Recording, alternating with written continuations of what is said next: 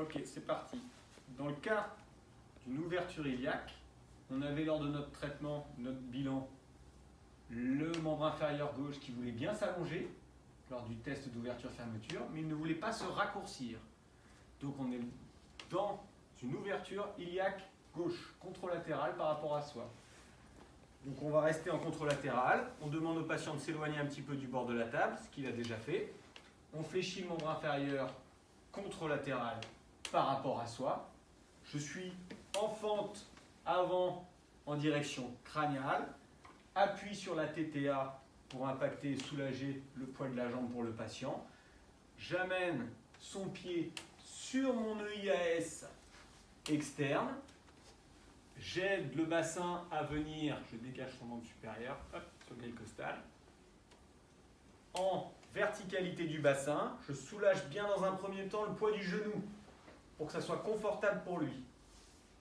Une fois qu'il est en position, je vérifie que je ne pars pas trop haut. Donc je me vérifie au niveau du sulcus que je reste dans le bassin et que je ne pars pas au niveau dorsal, au niveau lombaire. Je suis à ce niveau-là. Dans ces cas-là, je laisse le genou tomber doucement vers le sol. Il faut que le genou soit plus bas que l'axe hanche-cheville pour amener vers de la fermeture. Au besoin, je lève un petit peu le pied si je n'ai pas une table qui se règle en hauteur. Je mets maintenant mon contre-appui sur le grille costal contralatéral inférieur et c'est pour ça que j'aime bien avoir la main du patient sur son grille costal, comme ça je suis sur sa main. Et pour les enfants, ça c'est bien. Ok, tout doucement Maxime, quand je vais te le demander, en inspirant, tu lèves le genou vers le ciel. Inspire, lève. Souffle, relâche. Thérapeute, qu'est-ce que tu fais? Tu prends ce qu'on te donne. D'accord? Tu penses iliaque, tu manges iliaque, tu dors iliaque.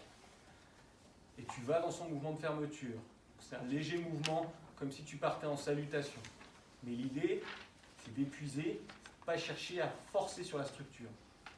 Donc il va partir tout simplement, lui, dans son mouvement de fermeture. J'exagère le mouvement, vous voyez? Salutation, par une petite flexion antérieure, je vais amener le bassin en fermeture ici.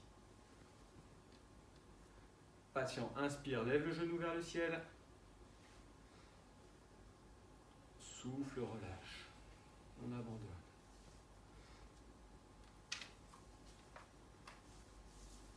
Vous répétez ça 2-3 fois pour imprégner les tissus. Lorsque vous avez la fermeture, vous maintenez cette fois-ci la composante de fermeture, contrairement à la correction de l'antériorité.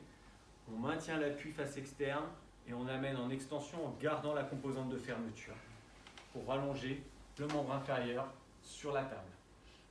Ok ?